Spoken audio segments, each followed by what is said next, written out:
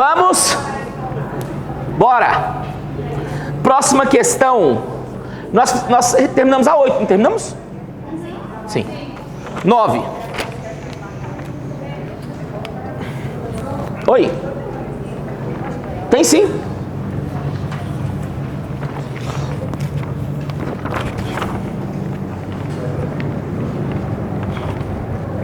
Ah, bom mesmo é só aqui, ó.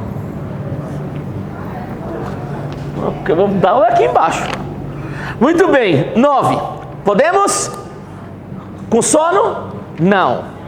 Então, bora. 9. Em razão do aumento da criminalidade no estado do Goiás, foi aprovada lei estadual que prevê normas sobre o quê? Direito penal e direito penitenciário. Não quero nem analisar. Vamos lá. Tenta lembrar do mnemônico. Direito penal é privativo ou concorrente? Mãe que trabalha na eleição agrava processo do PCC, penal, civil e comercial. Opa, já sei então que o Estado aí está fazendo alguma besteira.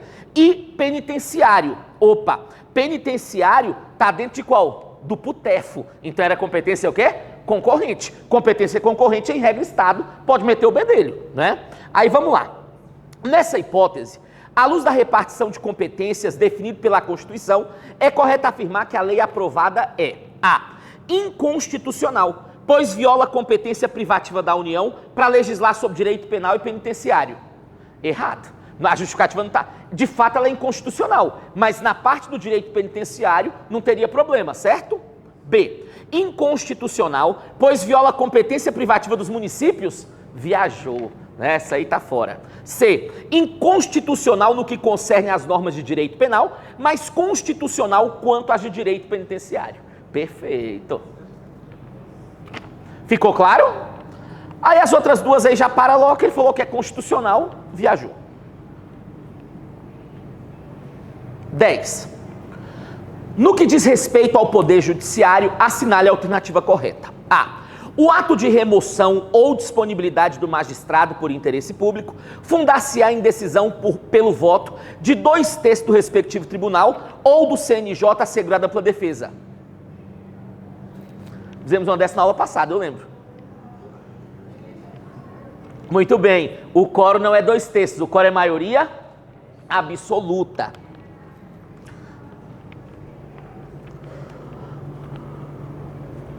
O quórum não é 2/3, o quórum é maioria absoluta. B. Os tribunais, por sua função jurisdicional, não elaboram propostas orçamentárias. Errado. Copiar um pouco aqui que eu tô com saudade, desculpem aí.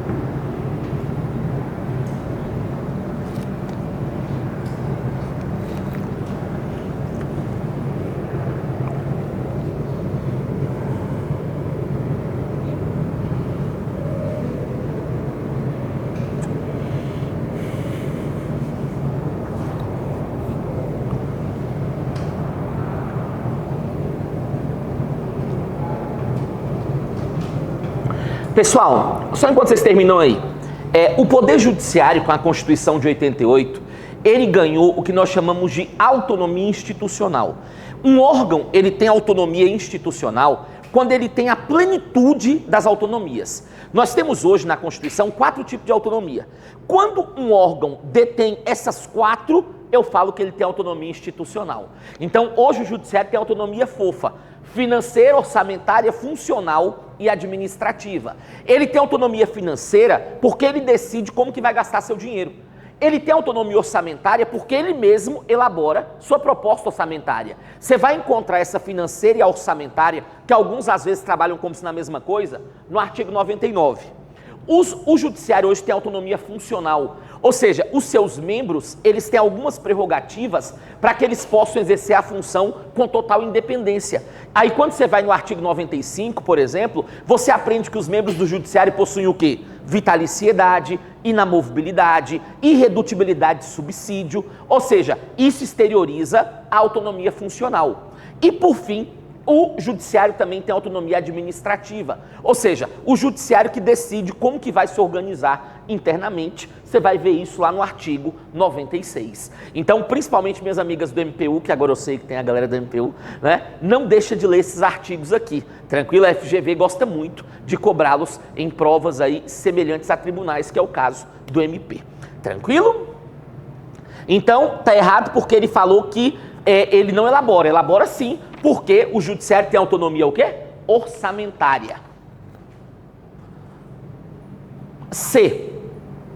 Somente pelo voto da maioria simples dos seus membros ou dos membros do respectivo órgão especial poderão os tribunais declarar inconstitucionalidade de lei ou ato normativo do poder público. Oi? Ah, não acredito não. Agora você ganhou meu respeito, admiração. Rapaz, como dizia uma mulher lá na igreja, uma sala de palmas. Enquanto vocês terminam, deixa eu fazer outro esquema aqui enquanto a galera pega café. Ah, vocês já anotaram? Beleza. Não, depois eu passo pra ele, é específico. Depois desse café aí, meu irmão.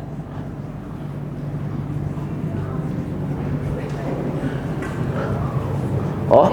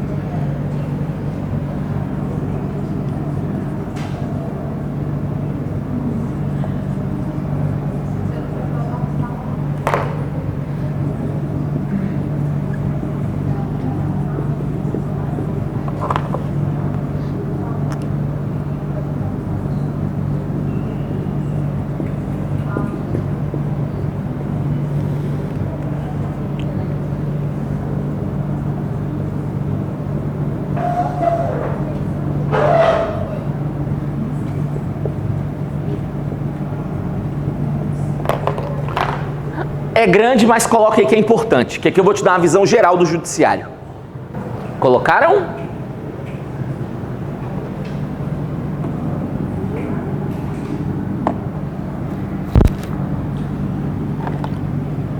Ok? Agora vamos lá. Eu vou tentar fazer, e as minhas amigas que vão fazer MPU, agora eu sei de vocês, vou ficar no pé de vocês, tá? Mas é que só tem duas que vão fazer MPU, eu não sabia, eu tava achando que era só auditor, e eu só falando de auditor. Mas não se preocupe, tudo que eu falei ali, não... só era aquele detalhe da escusa que nós já alinhamos ali. Mas vamos lá. Pessoal, eu vou tentar fazer, você ter uma visão geral do judiciário em alguns pontos que são importantes. Então, além disso aqui, nós vamos colocar algumas informações importantes. Vejam bem, quando nós falamos do judiciário, todo livro, qualquer apostila, vai colocar um organograma do judiciário.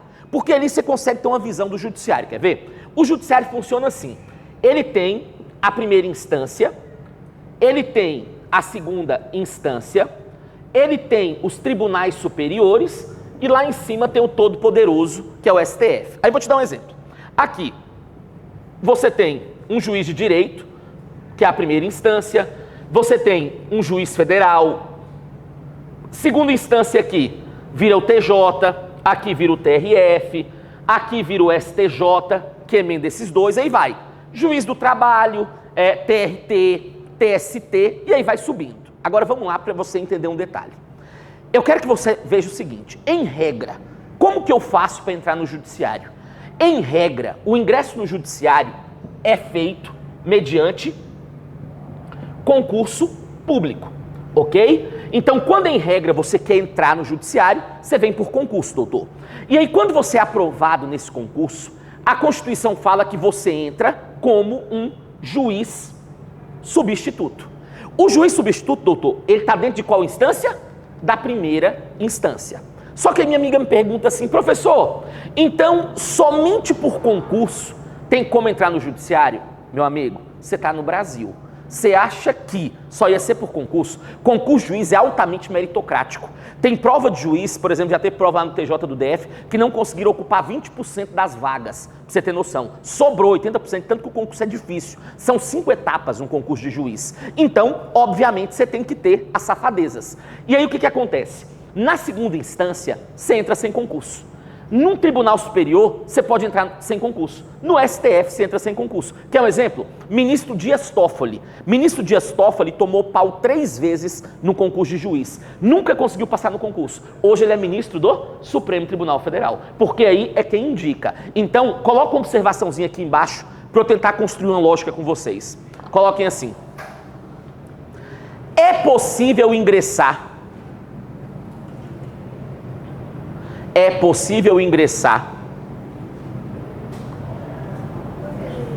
no Poder Judiciário,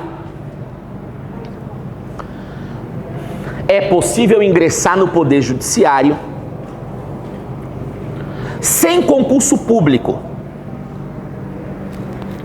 É possível ingressar no Poder Judiciário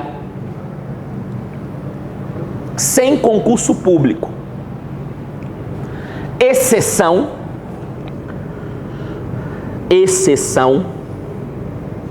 primeira instância. Exceção, primeira instância. Ok? Todos aqueles que estão na primeira instância, obrigatoriamente, foram providos por concurso público. Ok? Tranquilo até aqui? Só que agora vem cá. Vou então pensar na regra. E a regra é o concurso. Então faço um concurso para me tornar um juiz.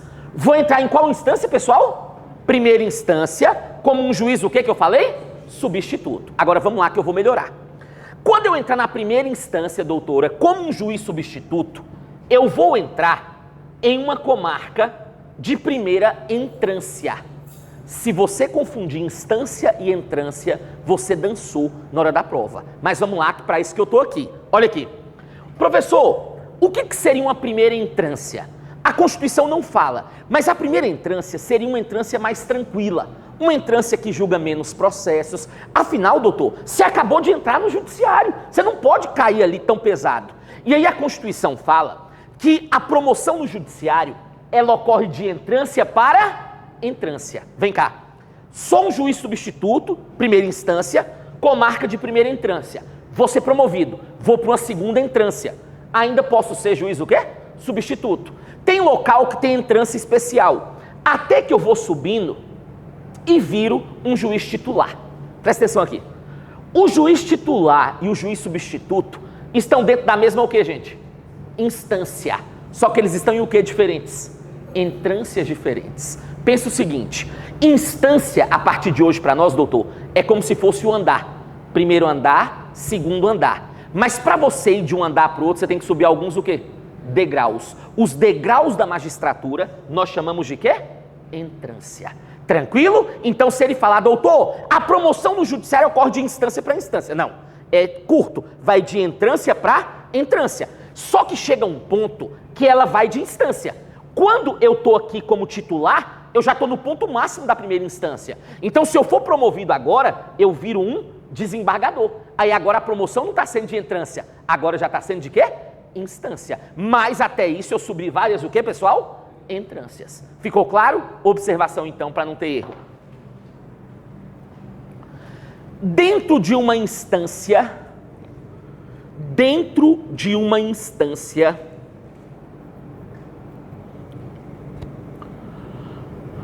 é possível encontrar várias entrâncias.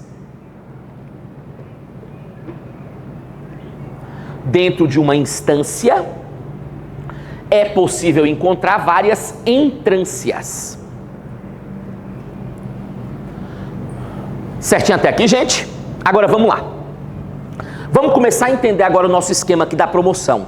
Essa história de promoção despenca em prova. E eu te asseguro contundentemente que tudo eu vou colocar aqui para vocês. Então vamos lá. Como que funciona no judiciário então? A promoção no judiciário, ela ocorre de entrância para entrância e da primeira para a segunda instância. Quando o cara chega ali na condição de juiz o quê? Titular, ele não muda de entrância, ele muda ali de instância. Só que, doutor, no judiciário a promoção alterna. Você alterna por antiguidade e merecimento. Hoje foi antiguidade, a próxima é merecimento. Antiguidade, merecimento. Só que agora vamos lá.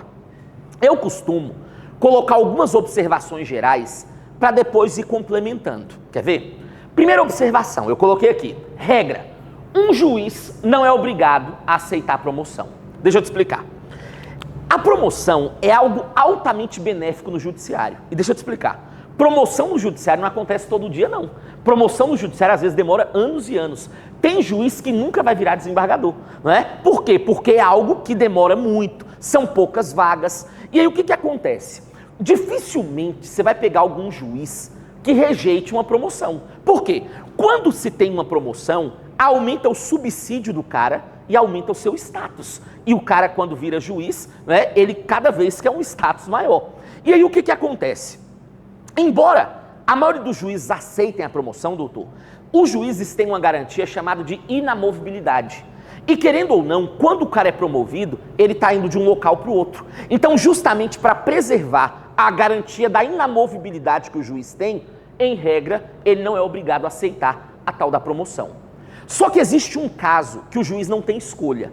Existe um caso que o ato é vinculado. É um caso muito difícil de acontecer, mas pode e cai muito em prova, que é quando o juiz figurar 3 vezes consecutivas ou 5 vezes alternadas a lista de merecimento. Só que eu gosto de explicar, pra você entender o quanto que isso aqui é difícil de acontecer. Quer ver? Olha aqui. Primeiro, quando que se tem promoção? Por exemplo, quando você cria novos cargos. Por exemplo, criei novos cargos no TJ, então eu vou subir juiz titular. Só que, doutor, ninguém sai criando cargo no judiciário o tempo inteiro. É um cargo muito oneroso para o Estado. É um cargo muito caro para se manter. Então, a primeira situação não acontece com frequência. Segunda, quando esse cara aqui abre vacância, eu subo esse aqui de baixo. Vamos lá. Como que acontece vacância? É morte. Você vê juiz morrendo? De vez em quando morre um com 105 anos. Né? Perda de cargo. Você vê juiz perdendo cargo? Nem Nicolau dos Santos Neto perdeu, foi aposentado. Né? Aposentadoria. Você vê juiz largando o osso antes da compulsória? Não sei se vocês sabem, mas a PEC da Bengala, que passou a compulsória de 70 para 75, ela começa no judiciário e começa com um desembargador aqui do TJ do Goiás. Teve uma época que ele fez 70 anos, e isso tem muito tempo, e aí ele falou que não ia sair, porque ele falou que estava na plenitude da capacidade intelectual. Ele falou que por que no legislativo o cara pode virar senador com 80 anos e ele com 70 tinha que sair. E aí começou uma briga, né? É tanto que o Supremo fez uma súmula, a súmula 15, que fala que membro vitalício também sujeita-se à compulsória, porque os caras brigam muito. Ou seja, doutor, ninguém quer largar o osso. Então eu mostrei para você que é difícil ter promoção. Aí vem cá. Meu nome figurou a primeira vez na lista do merecimento. Ok. Sabe lá Deus quantos anos depois tem outra. Só que a próxima é por antiguidade, porque se alterna. Merecimento, antiguidade. Ei, quanto tempo deve ter passado aqui para o meu nome figurar 3 vezes uma lista de merecimento? E mais, vocês vão ver que para o cara merecer, ele tem que fazer muita coisa. E aí, quanto mais antigo o cara vai ficando, menos produtivo torna, é uma consequência natural da vida. Só que nós não estamos aqui analisando a questão prática, e sim a questão da prova. Então vem cá, eu chego na prova e te pergunto, gente, em regra, um juiz é obrigado a aceitar a promoção? Não. Salvo quando ele cai o quê? 3 vezes consecutivas ou 5 o quê? Alternadas em qual tipo de lista? De merecimento. Tranquilo até aqui? Só que aí vejam bem, professor, o que o cara precisa para entrar no merecimento? A Constituição fala, por isso que está aqui. Para um cara ser promovido por merecimento, a Constituição fala que ele tem que ter 2 anos na o quê? Entrância. Já vi prova da Carlos Chagas de vocês falando 2 anos na instância. Não são 2 anos na instância, são 2 anos na entrância. Às vezes o cara tem 10 anos na instância, mas só tem 1 naquela entrância. Tranquilo? E, além do que, ele tem que integrar a primeira quinta parte da lista de antiguidade. Deixa eu te explicar. Toda vez que vai ter promoção por merecimento, eu sou obrigado a soltar a lista de antiguidade, justamente para saber se você está ou não na primeira quinta parte. Vou te dar um exemplo. Vamos imaginar que no nosso tribunal tem 10 que buscam a promoção. Eu vou soltar a ordem desses 10 mais antigos. Primeira quinta parte de 10, 2. Então eu teria que ser o primeiro ou o segundo dessa lista. Tranquilo? Então vamos lá de novo para ir reforçando. Em regra, juiz é obrigado a aceitar a promoção? Salvo quando ele cai o quê? Obrigado, eu vou chamar meus filhos aqui para participar, que vai ser melhor. Né? Salvo quando eles caem 3 vezes consecutivas ou 5 vezes o quê? Alternadas em qual tipo de lista? Merecimento. Para o cara ser promovido por merecimento, ele tem que ter 2 requisitos. Quais são? 2 anos na e integrar a primeira quinta parte da lista de antiguidade. Além disso, eu tenho que aferir do juiz a sua produtividade, a sua presteza e o seu aperfeiçoamento em cursos oficiais. Então, visivelmente, sem entrar muito nos detalhes, dá para perceber que a promoção aqui faz jus ao nome. É uma promoção por merecimento mesmo. Agora, além da promoção por merecimento, o qual você tem que cumprir tudo isso aqui, você tem a promoção por antiguidade. E aí, o que acontece? A nossa Constituição, ela não fixa quem é o mais antigo. Só que aí, por curiosidade, deixa eu te explicar. Como que geralmente nós fixamos o mais antigo, doutor? Dessa forma, não é idade, é mais antigo no cargo. Então, por isso que geralmente, quem é o mais antigo? Quem primeiro tomou posse. Só que, doutor, vamos supor que 2 pessoas tomaram posse no mesmo dia. Geralmente, como que os tribunais desempatam? Quem foi nomeado primeiro? Porra, professor, olha que coincidência. Foram empossados e nomeados no mesmo dia. Pode acontecer. Aí você desempata com o critério da idade. Não estou colocando isso no seu caderno porque não está na Constituição. Geralmente quem fixa isso é regimento. Beleza? Só que vem cá. Diferente da promoção por merecimento, que o cara mereceu, a antiguidade é diferente. Às vezes o mais antigo não é o melhor. Às vezes o cara está preguiçoso, não está sendo tão assíduo. Então, olha que interessante.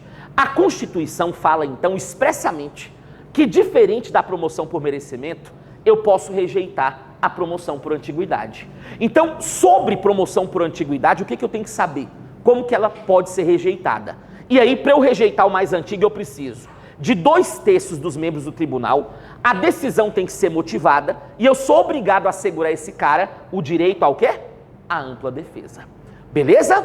Então, nós temos aqui praticamente tudo que pode cair sob promoção. Por que praticamente tudo? Porque falta um detalhe que você vai colocar agora. Coloquem assim. Aí coloquem assim, ó. Observação. Um juiz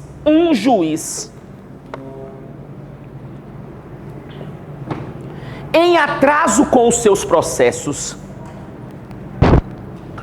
um juiz em atraso com os seus processos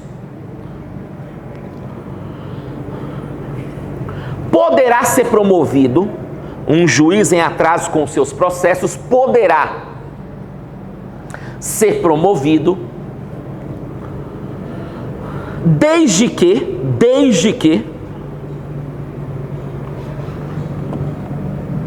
tenha justificado,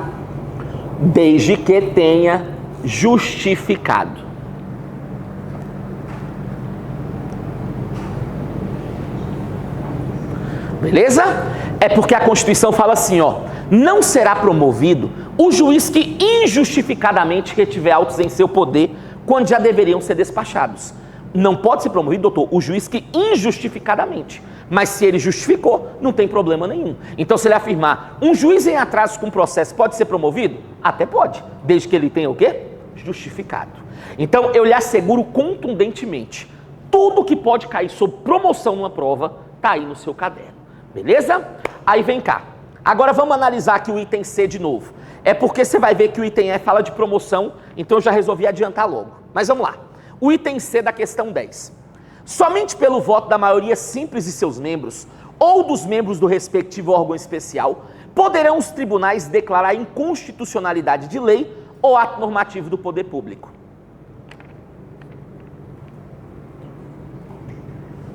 Errado. Por quê? Não é maioria simples, é maioria absoluta. Somente pelo voto da maioria absoluta é que um tribunal pode julgar uma lei inconstitucional. Então, tira esse maioria simples aí, coloque maioria absoluta e aí vamos melhorar um pouco. Isso que nós acabamos de falar, que somente por maioria absoluta se pode julgar uma lei inconstitucional, tem um nome. Alguém sabe o nome disso aí? Muito bem. Isso aí é um princípio. Quem quiser anotar aí, nós chamamos isso de princípio da reserva do plenário. Princípio da reserva do plenário. Que está lá no artigo 97 da nossa Constituição. Princípio da reserva do plenário. Princípio da reserva do plenário, artigo 97.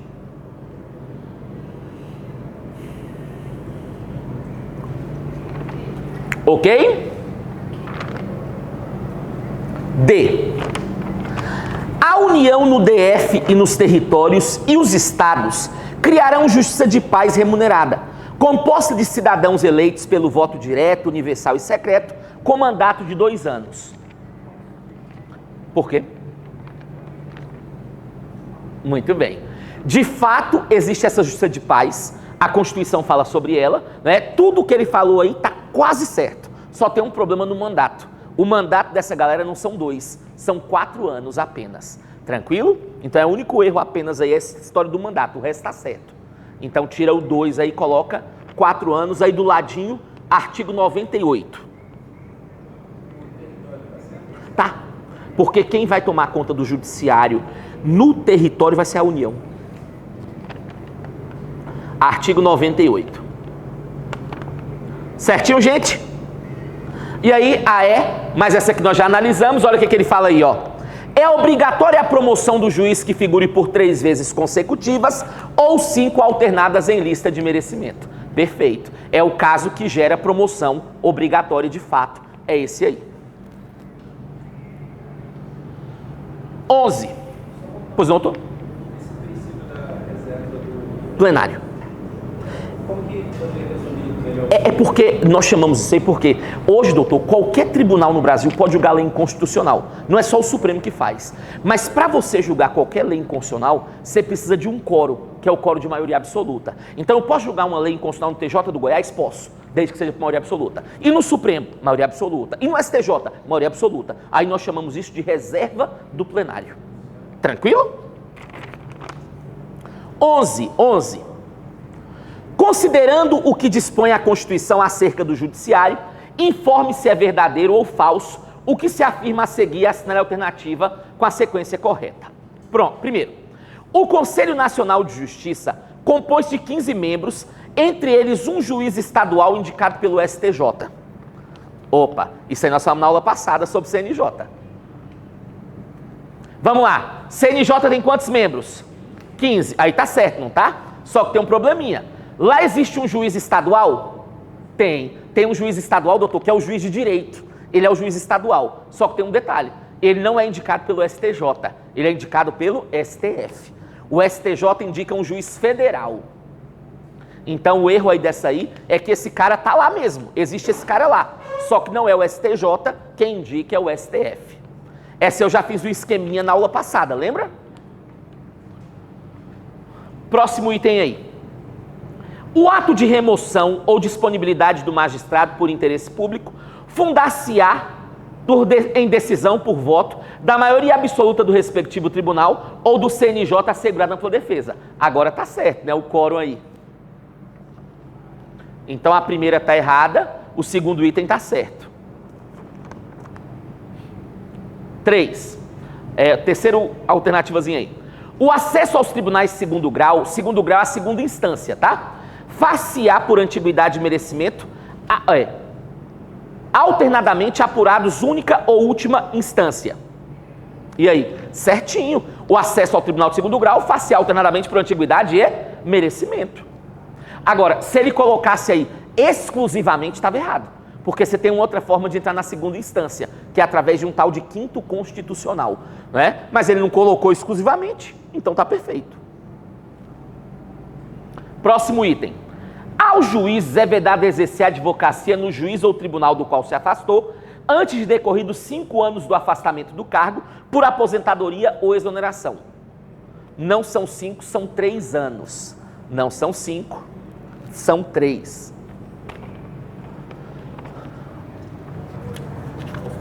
Então, pessoal, como que ficou a alternativa aí correta? Falso, verdadeiro, verdadeiro, falso, não é isso? Então, correta a letra D.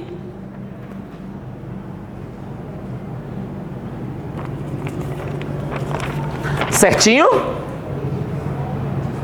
Beleza, pessoal? 12. Paulo é espanhol e Maria é brasileira naturalizada e tiveram um filho João, nascido na Espanha. João foi registrado em repartição brasileira competente. Considerando as informações apresentadas e o que dispõe na Constituição de 88, assinale a alternativa correta. Sem analisar alternativa nenhuma. O João aí, ele vai ser o quê? Brasileiro nato. Porque nasceu no estrangeiro, filho de pai ou mãe brasileira, desde que tenha o registro, não é? Então ele é brasileiro nato. João é brasileiro naturalizado, tendo em vista que sua mãe também é naturalizada. Não, a Constituição fala filho de brasileiro, não falou se é nato ou naturalizado, tanto faz. B. Como Maria é naturalizada, para que João seja naturalizado é necessário que ele venha residir no Brasil e após a maioridade opte pela nacionalidade brasileira a qualquer tempo. Nada a ver, porque primeiro isso aí não é para naturalizar, isso aí é para ser nato, né? C. João deverá manifestar sua opção pela nacionalidade brasileira após atingir a maioridade perante o consulado do Brasil na Espanha. E aí? Não porque essa história de ter que fazer opção é só para quando nasce no estrangeiro e não fazem o registro. No caso, a mãe dele fez o registro, então automaticamente é brasileiro nato. A história de ter que optar após atingir a maioridade é só quando nasce no estrangeiro e o pai ou a mãe não registra em repartição brasileira competente. D. João não é brasileiro naturalizado porque seu pai tem nacionalidade espanhola e a mãe não estava a serviço. Não precisa estar a serviço, né? E. João é brasileiro nato Ainda que a mãe seja brasileira naturalizada. Perfeito. Certinho. Então, correta a letra E. 13. Com relação ao poder executivo, marque a alternativa correta. Opa, peraí. Executivo nós já estudamos. Lembra? Foi nosso primeiro encontro aqui. Eu dei aula do executivo inteiro para vocês.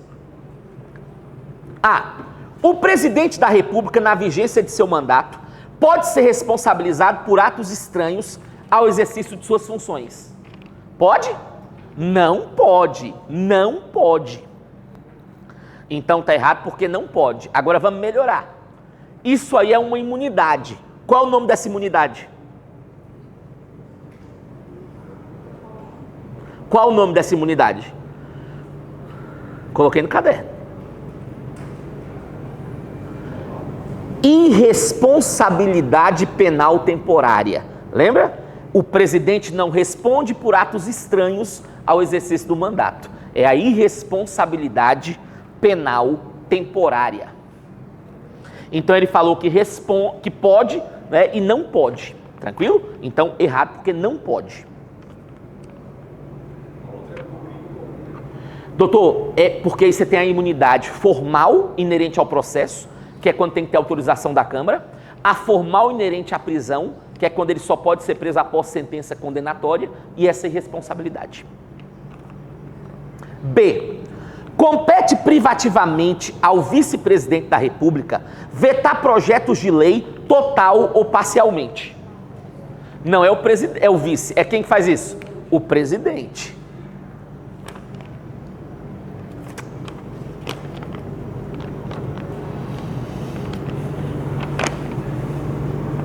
C. A chefia de Estado e a chefia de governo são exercidas pelo presidente da República com auxílio dos ministros de Estado. E aí? Certinho, né? Nós temos um presidencialismo, não é? Chefia de Estado e chefia de governo nas mãos do presidente. Quem auxilia o presidente? Ministro. Então não tem problema. Artigo 76. O poder executivo é exercido pelo presidente com auxílio dos ministros de Estado.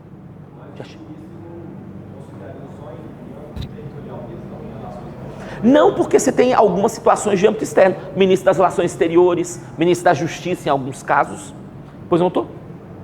Não, era só para citar a Constituição mesmo dessa forma, com auxílio.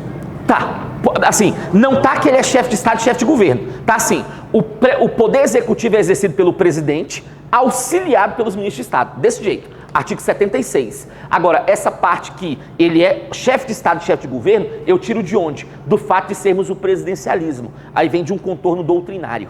Mas está com o auxílio. Tá sim, artigo 76. Ficou claro, gente? Beleza? Aí coloca pro ladinho aí, artigo 76, só para não dar erro. Beleza? D. É D. Compete privativamente ao presidente exercer com auxílio dos ministros do STJ a direção superior da administração. Não é ministro do STJ, é ministro. Ele fala de ministro, mas esse ministro é ministro de quê? De Estado. Existe uma diferença de ministro de Estado e ministro de tribunal, né? Então, esse ministro que a Constituição fala são os ministros de Estado, né? Ministro do STJ é ministro de tribunal. Aí, quais são as diferenças, professor? Primeiro, ministro de Estado está no Executivo, ministro de Tribunal no Judiciário. Ministro de Estado, qual é a idade para ser ministro de Estado? Qual é a idade para ser ministro de Estado? Quando cai essa toda vez da merda. 21. Ministro de Estado, 21. Ministro de Tribunal, que é 35. Última diferença, ministro de Estado é um cargo ad nutum, livre nomeia, livre exonera. Por isso direto tem uns mandando o pé na bunda aí, né? Ministro de Tribunal é ad eterno, é um cargo vitalício, por isso que Xandão deita e rola, né, aí no Brasil. Tranquilo? Então, por favor, nós não vamos confundir os ministros de tribunais com os ministros de Estado. Beleza? E o último item aí, só para matar essa questão. Admitida a acusação contra o presidente por 3/4 da Câmara dos Deputados, será ele submetido a julgamento perante o STF nas infrações penais comuns ou perante o Senado nos crimes de responsabilidade? Se errar uma dessa eu também te mato, né? O quórum aí não é esse quórum maluco. O quórum qual é? 2/3. De fato, o foro tá certo. Crime comum supremo, crime de responsabilidade Senado. Agora esse quórum aí de 3/4 não, é 2/3.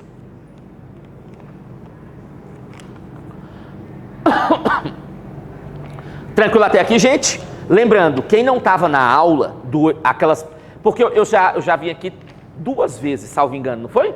Foi uma primeira que nós falamos da aula teoria. Então, na primeira aula que eu vim teórica, eu dei o executivo todo. Se você não estava na aula, tenta pegar com alguém aí, porque está completinho o executivo, e eu comecei a falar de organização do Estado. E aí eu ia continuar com a matéria teórica, mas o Wellington mandou eu vir dar exercício. Aí eu vim sexta-feira passada, e agora eu estou dando continuidade. Tranquilo? Por isso que essa eu não estou perdendo tempo. 14. De acordo com a Constituição de 88, não compete à União, aos estados e ao DF legislar concorrentemente. Opa, vamos lá. Não compete. Orçamento é competência concorrente? Sim. Lembra do PUTEF? Orçamento é. Proteção à infância e à juventude é concorrente também. Ele quer o que não é, né? Procedimento em matéria processual é também. Se fosse direito processual, era a União. Lembra? Procedimento em matéria processual, concorrente. Juntas comerciais também é concorrente. Propaganda comercial, não. Propaganda comercial é privativa da União. Olha o que ele falou. De acordo com a Constituição, não compete à União legislar concorrentemente. Então ele queria saber o que não era concorrente. O único aí que não é concorrente é a letra E. E aí, detalhe, deixa eu te falar. Toda vez que você vai a um conselho, repartição de competência é chato demais, né? Você está vendo aí. Mas o que acontece? Sempre que você for resolver questão, tenta fazer isso aqui que eu acabei de fazer. Doutor, orçamento não é concorrente, beleza. Mas peraí, propaganda comercial é concorrente? Não, é o quê? Privativa da União. Aí eu vou lá e vou anotando, porque dessa forma nós vamos fixando. E obviamente, quanto mais exercício você faz, mais você vai percebendo que tem uma prevalência de alguns assuntos que ele gosta de cobrar com uma frequência maior. Então, o único aí que não é concorrente é a letra E, porque essa letra E aí acaba sendo, então, privativa da União. Quando você fez o livro lá, Uhum. aí você colocou comercial. Mas esse comercial É o direito comercial. Isso. comercial. É, porque lá em cima eu botei bem assim, doutor, matérias jurídicas. Sim. Tranquilo? Aí fala comercial aqui, mas aí aqui você veio falar de propaganda comercial. Agora você explicou. Ah, sim. É o direito. O direito comercial. Ô, doutor, naquele primeiro esqueminha que eu fiz, todas aquelas ali são matérias jurídicas. Então, todas aquelas ali é direito. Direito marítimo, aeronáutico. Tranquilo, gente? Ficou claro? Beleza. 15. Só que antes de resolver a 15, eu quero fazer um esqueminha.